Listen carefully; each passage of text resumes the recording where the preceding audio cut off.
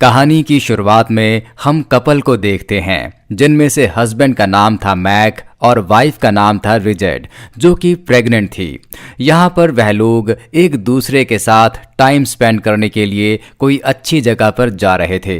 इसी बीच वह दोनों देखते हैं कि आगे रास्ता बंद है, इसलिए मैक गाड़ी को घुमाकर जंगल से होकर दूसरे रास्ते से आगे बढ़ने लगता है।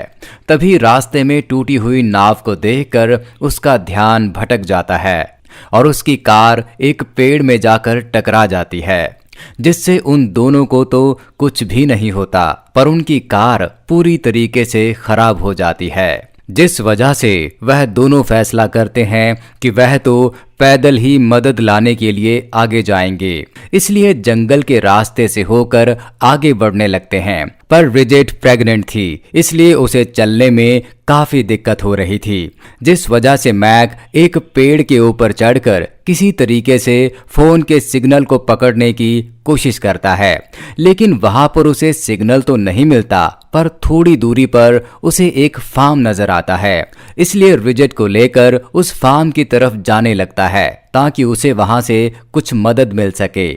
काफी दूर जाने के बाद जब वो दोनों फार्म के पास पहुंचते हैं, तब वो दोनों देखते हैं कि वहां पर एक बोर्ड में लिखा हुआ था कि वह जगह एक प्राइवेट जगह है और यहाँ पर किसी को भी आने की इजाजत नहीं है।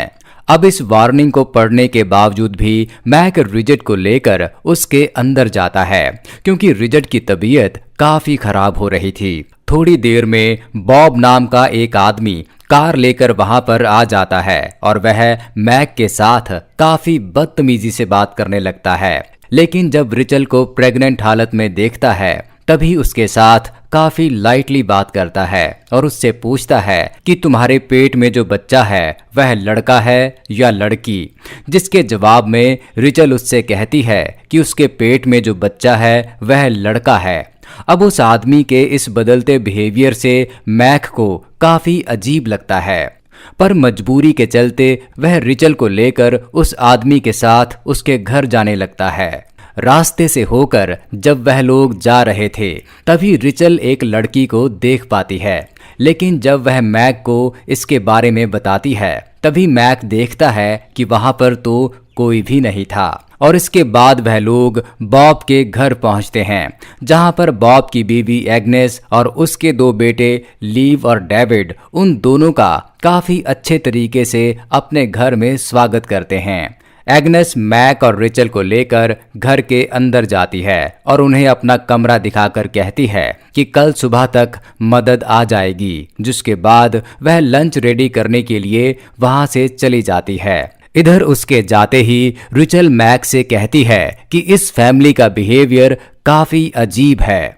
लीव का डेविड को देखकर ऐसा नहीं लगता है कि वह दोनों सगे भाई हैं। दूसरी तरफ हम एग्नेस को देखते हैं, जो कि दरवाजे के बाहर से उन दोनों की बातें सुन रही थी। इसके बाद जब वह लोग लंच कर रहे होते हैं, तभी एग्नेस उन दोनों के सामने ऐसे दिखाती है जैसे कि लीव और डेविड उनका सका बेटा है। तभी रिचल वहां पर एक फोटो में उस लड़की को देख पाती है जिसको उसने रास्ते में देखा था। इसलिए रिचल एग्नेस से उसके बारे में बात करती है, जिसके जवाब में एग्नेस कहती है कि वह उसकी अडॉप्टेड बेटी फायस है, जो कि गूंगी है, क्योंकि उसके पिता ने उसके साथ बहुत टॉर्चर किया था और इसलिए उन लोगों ने उसे अडॉप्ट कर लिया। रात में जब रिचल मैक के साथ सो रही थी, तभी उसे एक भयानक सपना आता है और वह जाग जाती है। वह मैक को बताती है कि उसने सपने में फायस के चेहरे को देखा, और जब वो मैक को इसके बारे में बता रही थी, तभी उसे याद आ जाता है कि उसने कई दिनों पहले फायस के लापता होने की खबर एक न्यूज़पेपर में देखी थी, जिससे उसे इस बात पर यकीन हो जाता है कि फायस उनकी अडॉप्टेड बेटी नहीं है और ज़रूर उन्होंने ही फायस के साथ कुछ बुरा किया होगा। इसके बाद वह दोनों काफ़ी डर जाते हैं और तुरंत ही वहाँ से जाने का फैसला करते हैं। अब वह लोग जब घर से निकलकर जा रहे थे, तभी वहां पर बॉब आ जाता है। लेकिन यहाँ पर हम देखते हैं कि बॉब उन दोनों को कुछ भी नहीं कहता है। लेकिन वह लोग जब घर से बाहर पहुंचते हैं, तभी लीव और डेविड गन लेकर उन पर हमला कर देते हैं और वह लोग मैक को मारकर बेहोश कर देते हैं। इसके बाद वो लोग रिचल को भी नहीं छोड़ते और उसे भी मारकर बेहोश कर देते हैं। रिचल जब होश में आती है तो वह अपने आप को एक बिस्तर में बंधा हुआ पाती है और तभी उसे लेबर पेन होना शुरू हो जाता है, जिसमें एग्नेस उसको बताती है कि मैंने तुम्हारे खाने में एक दवाई मिला दी थी जिससे तुम्हारी वक्त से पहले ही डिलीवरी हो जाएगी। यहाँ पर हमें पता चलता है कि उसकी फैमिली को रिचल के ऊपर कोई भी दिलचस्पी नहीं है, बल्कि वह लोग रिचल के बच्चे को चाहते हैं और इसलिए वह लोग रिचल को भी पकड़ कर रखते हैं।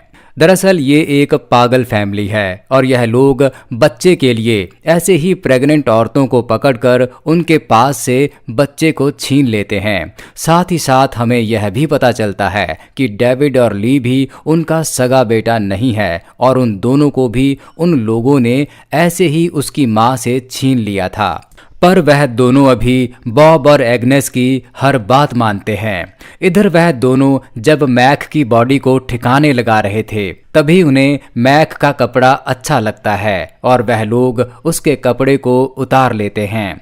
इसके बाद वह लोग मैक को एक कॉफिन के अंदर डालकर उसके अंदर 1 लीटर को छोड़कर उसे मिट्टी के नीचे दफना देते हैं। दूसरी तरफ हम रिचल को देखते हैं जो कि एक लड़की को जन्म देती है, लेकिन उस बच्चे को देखते ही बॉब उसके ऊपर गुस्सा हो जाता है क्योंकि रिचल ने उसे बताया था कि उसके पेट में जो बच्चा है वह एक लड़का है।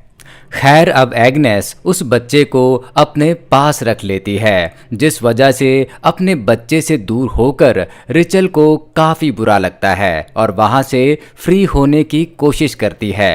जिसके बाद काफ़ी देर तक कोशिश करने के बाद वह फाइनली अपने आप को वहाँ से फ्री कर लेती है और इसके बाद वह एग्नेस के ऊपर हमला करके वहाँ से भागने लगती है।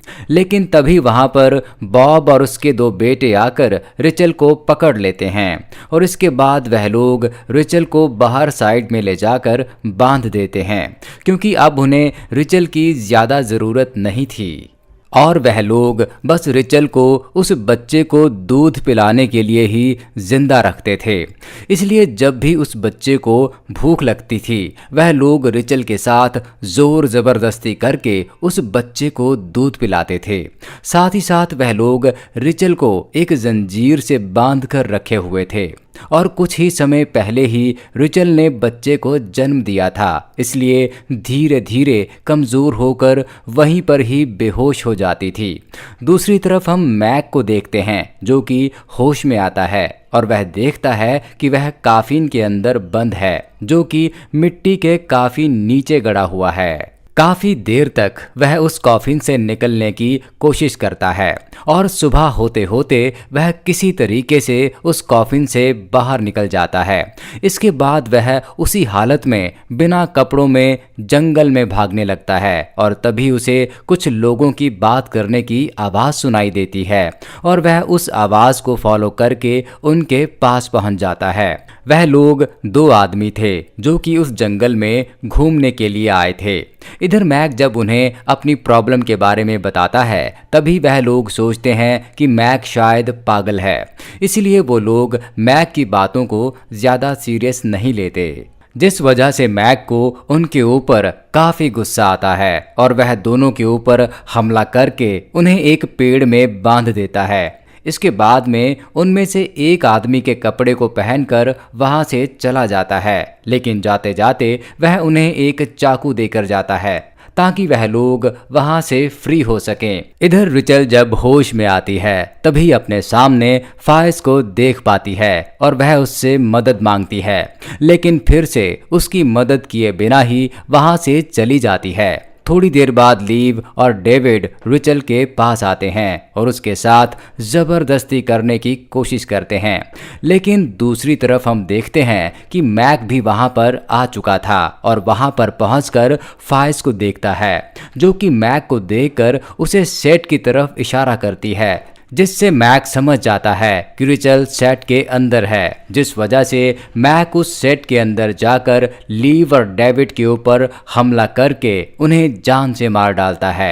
इसके बाद वह रिचल को वहां से फ्री करके अपने साथ लेकर जाने लगता है, लेकिन तभी वहां पर बॉब भी गन लेकर आ जाता है और वह अपने दोनों बेटों को मरा हुआ देखकर बौखला जाता है। इसी दौरान वह मैक के ऊपर गन से शूट कर देता है। यहाँ पर मैक रिचल को वहाँ से भाग जाने के लिए कहता है, लेकिन रिचल मैक को इस हालत में छोड़कर वहाँ से जाना नहीं चाहती थी, जिस वजह से बॉब रिचल को भी मारकर बेहोश कर देता है। इसके बाद रिचल जब होश में आती है तभी अपने सामने फायज को देखती है, जो कि जंजीर से बंधी हुई थी और अपने आप को फ्री करने की कोशिश कर रही थी।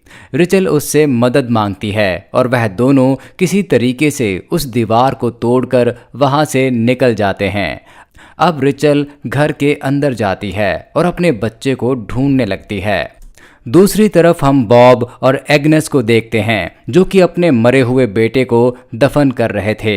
यहाँ पर एग्नेस काफ़ी दुखी थी, इसलिए घर जाने से इनकार कर देती है और बॉब अकेले ही घर वापस आने लगता है। इधर घर के अंदर रिचल अपनी बेटी को लेकर वहां से भाग रही थी, तभी वहां पर बॉब आकर रिचल के ऊपर गन पॉइंट कर देता है। रिचल उससे कहती है कि मैं बस अपनी बेटी को दूध पिलाने के लिए यहाँ पर आई हूँ और दूध पिलाकर यहाँ से चली जाऊंगी।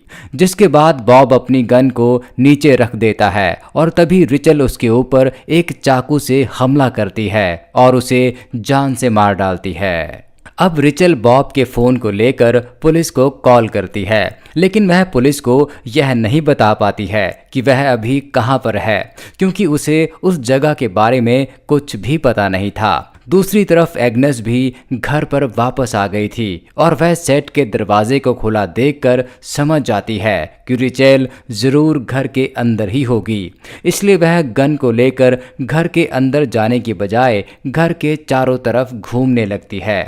इधर रिचल फायज और अपनी बेटी को लेकर उस घर से निकल जाती है और बॉब की कार में बैठकर वहां से भागने की कोशिश करती है, पर तभी उसे पता चलता है कि एग्नेस ने उस कार को खराब कर दिया है। इसलिए वह घर से निकलकर एग्नेस को मारने के लिए जाती है, लेकिन क्योंकि उसे गन चलानी नहीं आती थी, इसलिए उसकी गोली निशाने से चूक जाती है और उधर एग्नेस उसके पैर में गोली मारकर उसे घायल कर देती है। इसके बाद एग्नेस जब उसके पास जाती है तभी हम देखते हैं कि घायल होने के बावजूद रिचल एग्नेस के ऊपर हमला करती है और उसके सर को पटक कर उसे जान से मार डालती है। अब उसके मर जाने के बाद वह अपनी बेटी और फायज को लेकर जंगल से होकर जाने लगती है, लेकिन उसकी हालत इतनी खराब थी कि उसे एक भी कदम चला नहीं जा रहा था, इसलिए वहीं पर गिर जाती है। तभी हम देखते हैं कि वहां पर पुलिस भी उसे ढूंढते हुए आ जाती है और वह लोग रिचल को रेस्क्यू कर लेते हैं। अब वह लोग जब रिचल की ट्रीटमेंट कर रहे थे तभी रिचल देखती है कि वहां पर एग्नेस भी आ गई थी, जो कि अभी तक मरी नहीं थी। यहाँ पर एग्नेस फिर से उसे मारने की कोशिश करती है, लेकिन तभी पुलिस ऑफिसर एग्नेस के ऊपर शूट करके उसे जान से मार डालते हैं। इसके बाद रिचल देखती है कि उसके पास फायस गायब है, जिसको देखकर उसे पता चलता है कि फायस कोई जिंदा लड़की थी ही नहीं, बल्कि उसके साथ जो थी वह फायस की आत्मा थी, जो कि उसे वहां से निकलने में मदद कर रही थी। और दोस्तों, इसी के साथ ही इस मूवी की कहानी खत्म होती है।